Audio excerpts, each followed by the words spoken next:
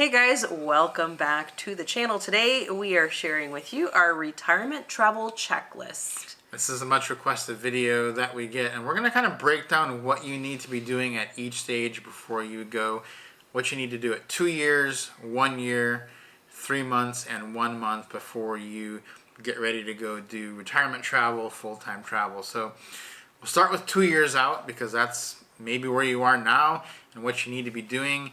And the first thing that you need to do when you're 2 years out is start determining some locations that you could go to when you are actually doing your travel, because you're going to want to start researching those and actually visiting a few of them ahead of time that you're unsure about to see if they might work. If you visit them for a week, you'll know then if you want to visit them for 2 to 3 months later down in life. Yeah, I think it's important to just kind of get that thought process when you're visiting some of these. Like, what would this be like if I stayed here for 2 weeks or a month or 3 months, depending on what the visa situation is in each one of them. It is important to know what it's like before you decide to go there long term, because it's going to make a big difference. Another thing you'll need to do 2 years out is start looking at your investments and rearranging your investments and your finances. So most people won't fall into one of two categories. They're either retiring and living off the dividend income that they've got in the stock market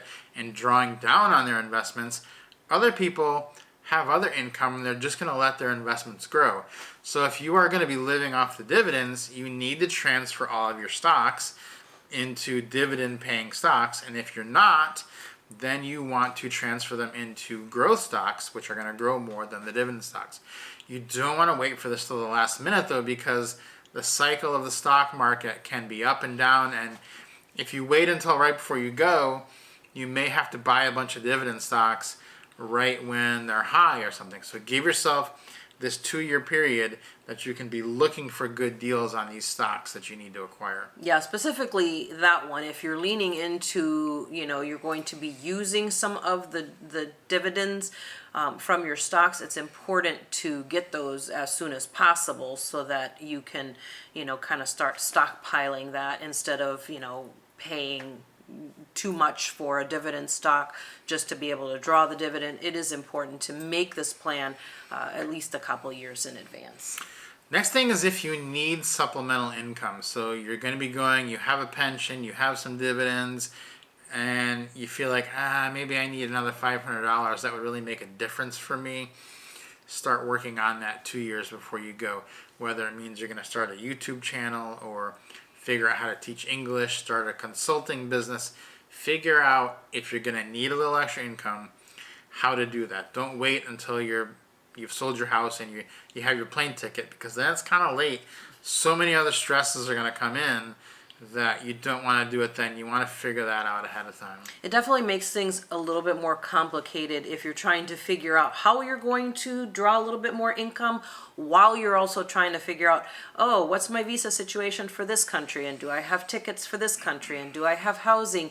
It's one less thing to worry about. Plus, you'll already be making that money, and if you don't need it while you're making it in that first 2 years, you could be, investing it or saving it in some way or putting it towards something, reserving travel and things like that. So definitely put that towards the top of the list of things as you prepare in that 2-year out time period. 2 years out, you also have to start a credit card plan and a points plan, and then start hoarding points like crazy. Just get your points, hold on to them, because people don't realize often how much more valuable points are when you spend them overseas than when you spend them in America. Like when we go back to America, we're looking at these hotels and it's 50,000, 70,000, 80,000 points a night. Overseas, it's 3,500 points, 5,000 points, 8,000 points. This hotel we're in right now is 8,000 points a night. And so when you do an 80,000 point redemption to go on a vacation in America, that's 1 night versus 10 nights you could have had here. And so you're kind of wasting points by spending them all at once there. Hoard them up for a few years. Do something else with your points for your vacations. Don't use those points. And if you need, you're going to need to get credit cards anyway to do long-term travel, we recommend you get a few more than you think you need, because you're gonna just have situations where you'll need extras. Get ones that have a high sign-up bonus, and then just keep those points. Yeah, especially once you make the decision on which brands you're going to lean into. For us, as we've mentioned before, IHG, Marriott, and Hyatt are our top ones, which we have links for down in the description. But definitely stockpile those, because those are going to give you longer stays in some amazing places, as opposed to, shorter stays in places back home.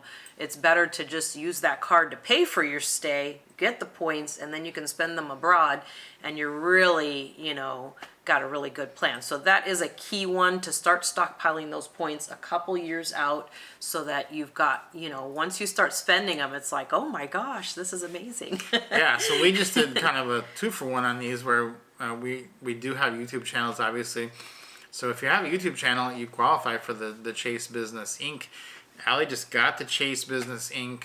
card, and it's coming with 100,000 Chase point bonus. Now, 100,000 Chase points transfer to Hyatt, and Hyatt hotels in Indonesia and in other places that we're going are only 3,500 points per night. So that sign-up bonus alone will get us 28 free nights in a Hyatt. So Yeah. it's unbelievable value if you just start hoarding those. All right, let's jump to 1 year ahead. That's enough to focus on for 2 years. 1 year ahead, you do need to start prepping your house for sale. If you own a house, start prepping that, because the worst thing that can happen to you is you do all this work, you get all set to go, and then it takes your house 2 years to sell, because you just, you didn't know it was going to take that long, and then you're just waiting, and you feel like you're wasting time. Yeah, and I think the big one here is we put ours up for sale, and it sold maybe a month later or so. I think it was a month or so, and it sold fairly quickly. Even if you're in a market like that, you're better off going ahead and unloading it now than if you wait. You don't know what's going to happen.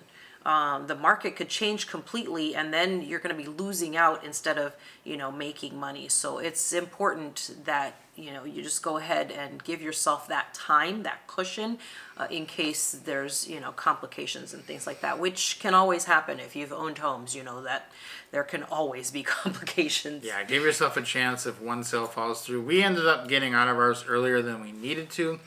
That's way better than getting out of it 2 years later than you need to. And we just ended up staying with some people for a little bit. So that's no problem at all. Also, at a year out, you do need to get your passports. If you haven't had passports, you got to get those done. Our advice would be to get the biggest passport that they offer. That's what we've done this last time. You may not think you'll ever fill a passport, but we did fill our last passport and had to get a new passport when we were in Malaysia. Now, it wasn't that difficult of a process, but it's kind of a headache you just don't want to have to do. It was a headache because, when you have the passport control agent telling you can't come back to this country with this passport because you don't have enough pages, it's important to know that, like, if you're going to be staying in places for longer term and applying for, stay extensions and visa extensions and things like that, they take up whole pages sometimes in your passport book, right? I'm just like, oh no, that extension took up a whole page in my passport. So get the big one with the 50 pages. You're going to feel way better, and it's going to last you longer. We still had another 6 and 7 years left on the expiration on our old passports, but the pages were all filled because we did a lot of extensions in several countries. And on one country alone, I think we ended up using like 4 pages, which is a lot for just one country because of the extensions and stuff like that we did in that country. Yeah, some of the stamps are huge. They do take up the whole page. And they like to stamp it. So next one is going to be to start planning actual locations and actual apartments that you would want to stay in a year out, so that when you do sell your house, you're ready to strike, and you're not just like, oh, let's think about it now. The nice thing about Airbnb is they do let you keep wish lists. So we have probably 30 wish lists in our app, separated out by city of, here's all the places we would stay in Kuala Lumpur. Here's the places we like in Bangkok. This is the places we like in Rome. And then once we decide that we're going to go to that place, we just put our dates in and see which of them are still available. And that's really the best way to do it. You have some free time now. You have time where you're like, well, I don't really have much I can do. We're still a year away. That's what you can do. Start planning places.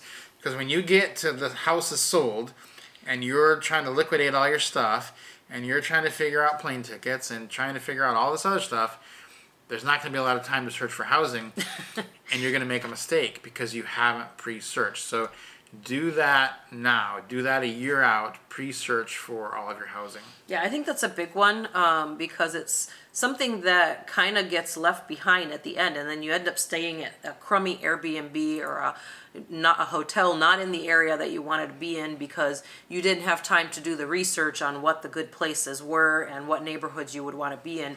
Make sure you're doing that well in advance. Have those stored up. You can do the same thing. Several of the hotel apps actually let you also like certain hotels in certain places, so you can like those, or there's like a little heart, I think. I don't know what you call that. But you can save those. Basically, it will save the ones that you like the most, and that way you can kind of look through those as well in the hotel apps of places that you like there too. All right, 3 months out now. Things are getting serious. These are some final preparations. You do need to get a VPN.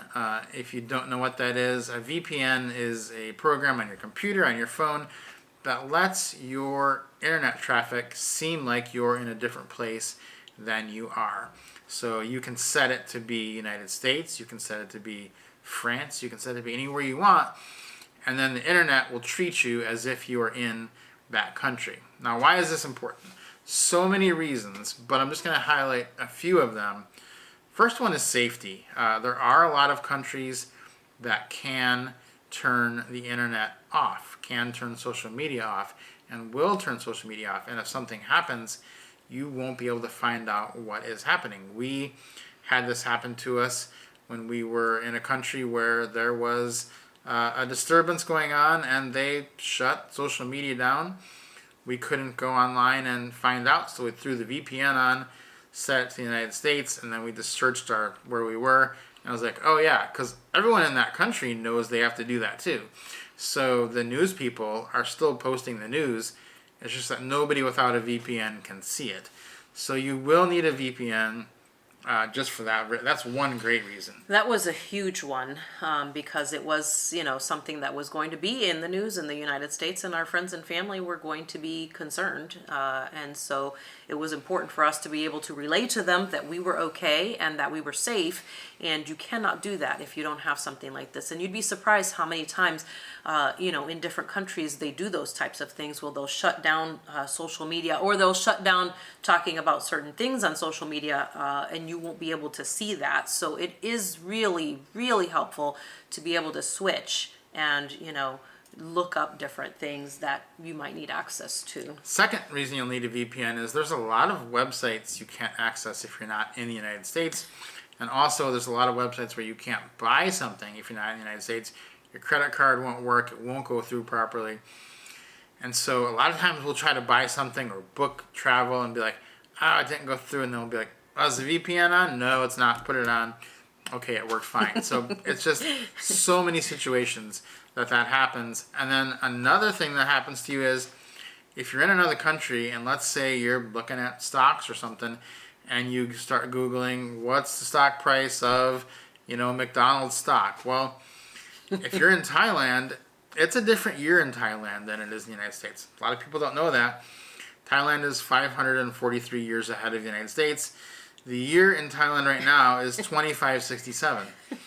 And it's kind of wild, but it is. They use a different calendar than we do.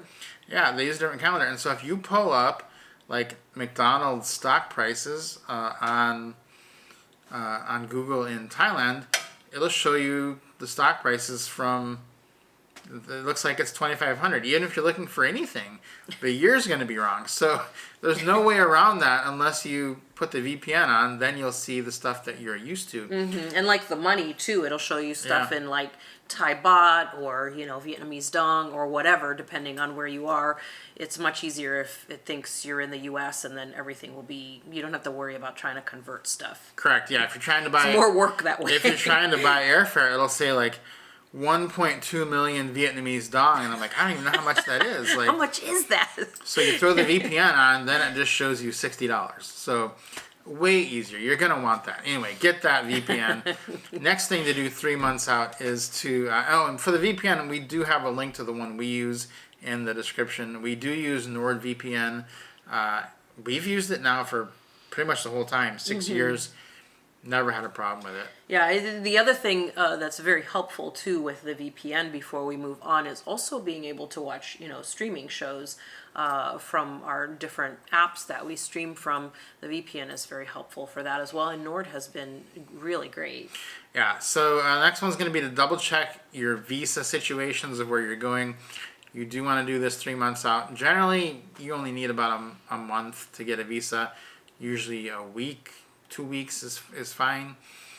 But depending on where you're going and what kind of visa situation, most countries don't require a visa. The only ones we've had to get a pre-approved visa for is India and Vietnam that we've been to. But you do need to check, and also be checking how long you can be in the country before you have to leave the country.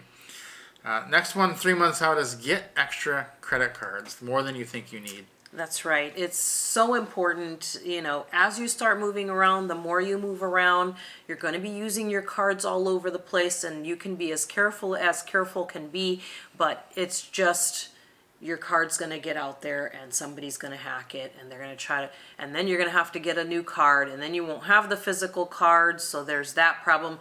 Other problem is sometimes the ATM machines will eat your card and then you won't have it because it's in the machine and you have to go through all this hassle. A lot of times you can get it back, but sometimes you can't, or you don't, then it's compromised or whatever. So it's important to have several between you and don't always carry them all the time unless obviously you're moving from place to place. Yeah, if it's a really important card, we generally both have the same card. So like, the IHG card is a no-brainer because it's a great card.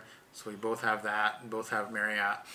Because if something happens to her IHG card, then, which has happened before, then we stay at an IHG, we don't get the bonus points unless we're paying with an IHG card. So we like to both have an IHG card. You definitely need more cards than you think you do, simply for the fact that when you get that fraud alert and they say, we'll send you a new card, they're going to mail it, you're not going to get it. So it's going to be waiting for you at your mail service. It's going to be waiting for you when you get back. Next one to do 3 months out is get signed up for health insurance. And you could probably start looking at this 6 months out even. But 3 months out, you definitely need to get signed up. We have a whole video on health insurance, and she had surgery in the hospital. If you haven't seen that, check that out, how that worked out. Right now we're on IMG health insurance, and it's been pretty good. The other kind of new contender that everyone's talking about and we're actually looking into switching to is called Safety Wing, and it is actually insurance for travelers, for nomad travelers, nomad travel insurance specifically, kind of the first of its kind product to come out for that purpose. And so we are highly considering switching to that. So we'll put a link to that in the description if you want to check them out, because I think it is going to be a pretty good option for most people, probably the best option.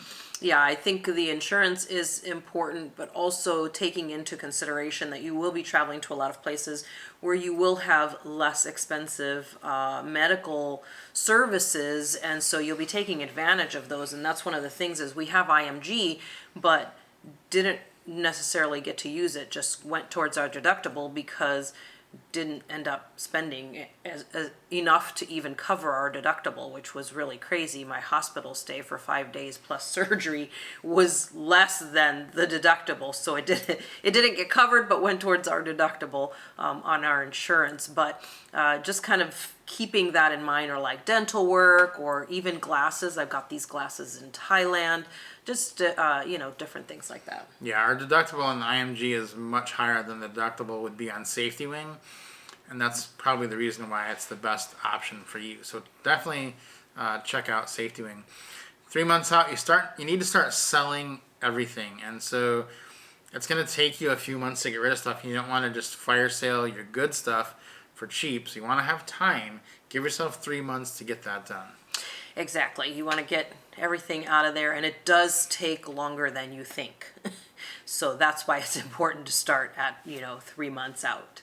We do have a video on the channel about Swedish death cleaning that we did and how that worked out. It was a pretty good process. So check that out if you're interested. You also need to do a test pack. Get everything you're going to take with you. Separate that out. Pack it into your bags and see how much it is. Because if it's too much, you're going to have to start cutting. start cutting the fat.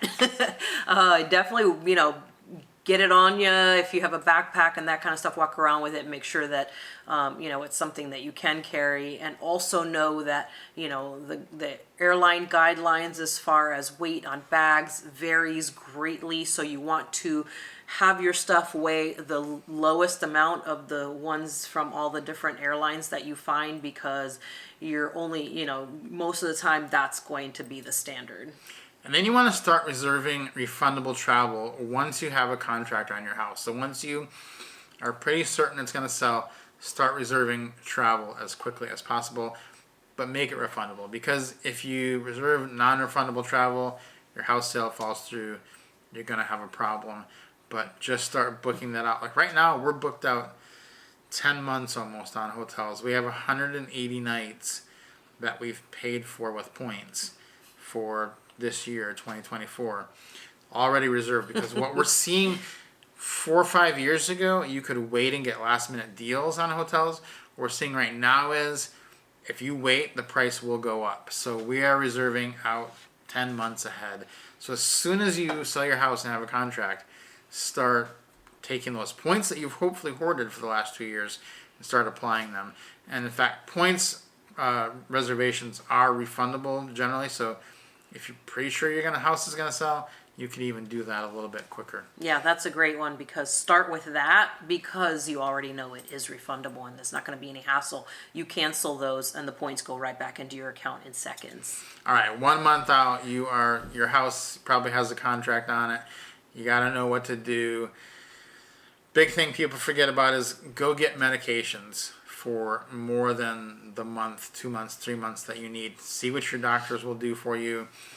And then find out what the other names of the medications are on the places you're going to go. So if you go to Vietnam, Thailand, Malaysia, you can pretty much get anything there that you can get in the States. Mm-hmm. Any medication you would take for like high cholesterol, or controlling cholesterol, or like high blood pressure, thyroid, all those types of things, HRT, all those types of things, you can get all of those over the counter in many countries. So just kind of keep that in mind. Even something like an EpiPen, you can get over the counter for like $25 overseas. Yeah. So note that, have enough with you, but don't be too stressed out about it unless you have something very, very special that you need. For the most part, you'll be able to get your medication overseas, over the counter, for way less than probably your deductible. You will, yeah. Then you need to have a meal plan. A month out, start trying to figure out, where is your mail going to go? What are you going to do with it? We're going to have a full in-depth video on that, but you basically have a couple of choices. You can use a mail service, or you can have it go to an address that is your permanent address, but it's in an address where someone that you know is living, and they're going to be collecting your mail for you. So one of those two things will work. Mm-hmm. Next thing is going to be have a will, and that's pretty self-explanatory, but you want to do that a month before you start to travel. Mm-hmm, absolutely. And I mean, you should have this anyways. It doesn't really have anything to do with travel, other than it just needs to just make sure that it's done if it isn't already, or update it if it needs to be updated before you leave. And then you need to figure out your phone plan. So get your phone set up to handle eSIMs if it doesn't already, because eSIM is going to be the way to go without a doubt. Mm-hmm. Once we switch to eSIM, we never look back, and we will never look back, because gone are the days of getting to an airport and like running up to a counter and having them put a physical SIM and change all the settings on your phone. And then keeping track of your old SIM, which is really important for what we're going to talk about next. Yeah, we have had the we have had the same eSIM now for many, many months. Just works perfectly. We use AirAllo for our eSIM. Link to that is in the description. But definitely get your phone set up, because you may have to get your phone unlocked. You may have to pay off your phone. Just make sure your phone can take an eSIM. Yeah, and you can use the eSIMs, even try them out when you're on vacation. That's actually better than doing like, some of the phone companies offer like a $10 a day charge to use it as much as you want or whatever.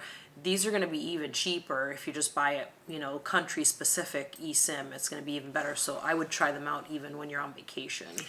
And then you've got to go over your passwords and make a password plan, especially with how many websites passwords are double authentication now, and they're going to send you a text. Well, you're not going to get that text if if your password is set to your old phone number, or you're set to a phone number that you're not going to have access to because you got it now on an eSIM. So you'd be surprised, once we started traveling, how many websites we tried to log into, and it was like, oh, I can't access that. They're sending me a code. I can't access that code because it's just going to the wrong place, and it's so much more difficult to do outside of the US. So my advice would be, look at all your passwords, look at all the things that are important that you can log into, and make sure you can get them, because it's just going to be much more difficult to do that once you're on the road. Yeah, absolutely. Something that needs to be done, because you'd be surprised at how many times, like you said, you need to do that. Yeah. You try to log in somewhere, or just an app or banking thing gets updated and they make changes, and then you have to re-log in, even if you had it set to automatic. You have to re-log in. That means double authentication again, and it's so complicated, and you don't want to take the double authentication off for obvious security reasons. So it complicates everything if you don't already have it set up before you leave the US. Yeah. So this is our overview, our kind of our bird's eye view of the checklist. We're going to have videos on most of these things, deep dives on them, coming up on the channel. So if you are wanting to see that, subscribe to the channel. But this is the things you need to start thinking about. Some of those you can probably start doing even today. Yeah, guys, go ahead and subscribe to the channel. As Rob said, we'll have lots more for you. If you have questions, leave those down in the comments. Give us a like, and we'll see you next time.